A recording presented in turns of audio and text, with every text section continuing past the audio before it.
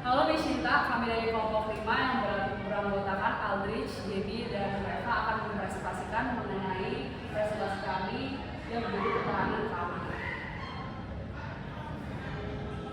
Nah, ini adalah contoh gotong royong versus kerjasama. Nah, gotong royong itu adalah suatu kerjasama yang dilakukan oleh banyak masyarakat untuk menuju suatu keberhasilan yang sama. Lalu kalau kerjasama itu cuma sekedar satu atau dua orang yang lain untuk membantu, tapi mereka menciptakan tujuan yang tertentu atau biasa saja atau yang berbeda. Nah, gotong royong terkait dengan pertahanan keamanan dan kami dapat sebagai gotong royong itu berperan penting dalam menjaga keamanan dan ketertiban masyarakat. Ketika warga saling peduli dan bekerja sama, lingkungan akan menjadi lebih aman otomatis. Nah, ini adalah kasusnya, yaitu ada Gampong.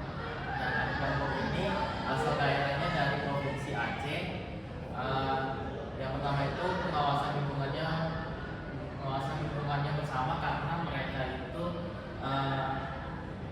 dalam satu lingkungan itu mereka bersama-sama bekerja sama dalam mengawas lingkungan mereka supaya aman dan tertib. Lalu pendatang wajib lapor. Nah, di kawasan sana, kalau ada pendatang yang baru atau yang tidak dikenal, itu wajib melapor ke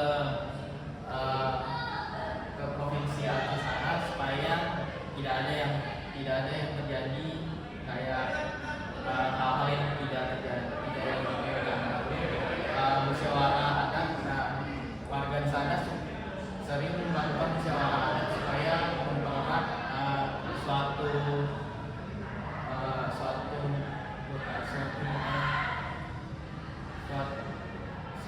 kelompok supaya mereka makin erat dan semakin akur. Nah, lalu yang keempat adalah kerjasama dan tokoh-tokoh adat dan tokoh-tokoh agama dan warga. Nah, ini maksudnya adalah kerjasama dalam suatu hal. Semua orang di daerah sana wajib bekerja sama, dan termasuk tokoh-tokoh adat dan tokoh-tokoh agama dan warga, supaya mereka memiliki tujuan yang sama. Contoh kasusnya itu adalah ini. Jadi ya, yang pertama itu pencurian atau gangguan ketertiban. Jadi di daerah sana itu mengalami pencurian atau gangguan ketertiban. Lalu di mana kejadian ini terjadi? Kejadian ini terjadi di Kecamatan Polsek, Klaten Raja, Idea, Jaya. Lalu kapan kejadian ini terjadi pada tahun 2022. Lalu siapa warga yang terkena dalam kasus ini, yaitu warga Aparter dan Gampong. Lalu mengapa ini pencurian tanaman, mangga dan barang lain? Lalu bagaimana kondisi di wilayah tersebut? Kondisinya diselesaikan dengan musyawarah adat dan gotong royong yang bersama. Lalu dasar atau hukum yang dilanggar di desa sana itu, yang pertama itu dasar hukum UUD 1995 pasal 31 ayat 1. Lalu ada UUD nomor 3 tahun 2002 tentang pertahanan negara. Nah, lalu solusi yang mereka sampaikan, yang mereka pilih, yaitu adalah musyawarah adat bersama. Mereka sama-sama menyelesaikannya dengan musyawarah, lalu kerjasama dengan warga dan aparat yang ada di sana. Lalu yang ketiga dan terakhir itu adalah edukasi hidup rukun.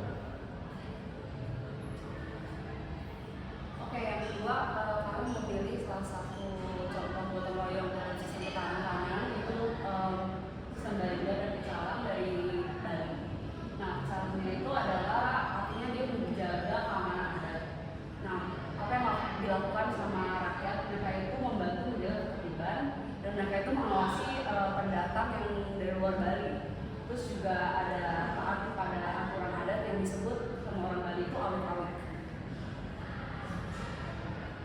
Nah, kita memilih contoh kasus turis mengamuk pada saat upacara adat, di mana itu terjadi, yaitu ada di Desa Pecatu Bali pada 19 Maret 2023. Jadi yang terjadi adalah turis asing itu tidak mau ditegur dan tidak mau diatur, dan ini terjadi di Salang ya. Dan cara solusinya itu nanti dinilai oleh Salang sama warga.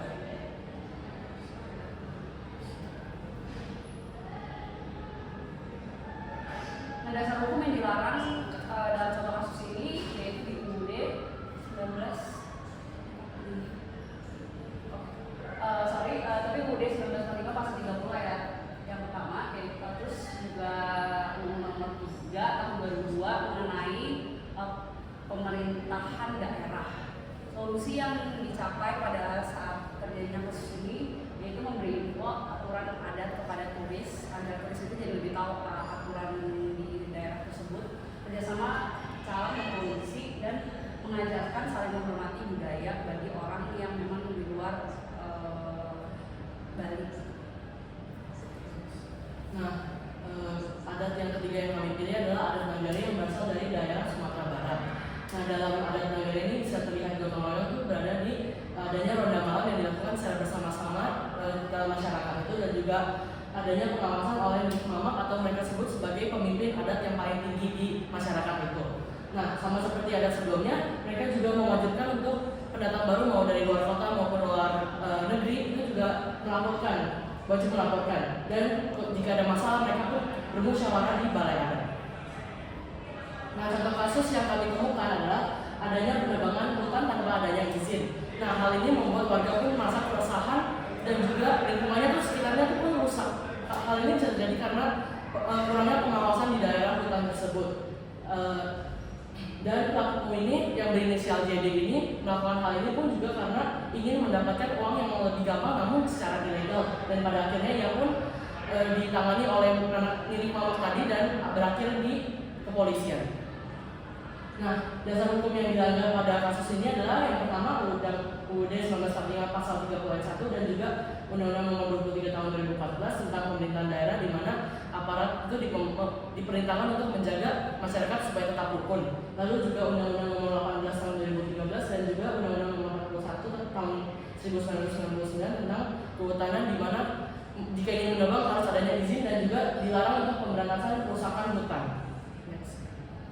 Nah, solusinya yang ada itu adalah adanya pengawasan yang lebih ketat di daerah tersebut, apalagi di patroli masyarakat. Jadi ronda malam itu tidak hanya di komplek di sekitaran masyarakat, tetapi juga di kawasan hutannya. Lalu juga ada penegakan hukum yang lebih dijalani dan juga lebih adil, dan adanya lebih banyak lagi edukasi pentingnya tentang menjaga kehutanan.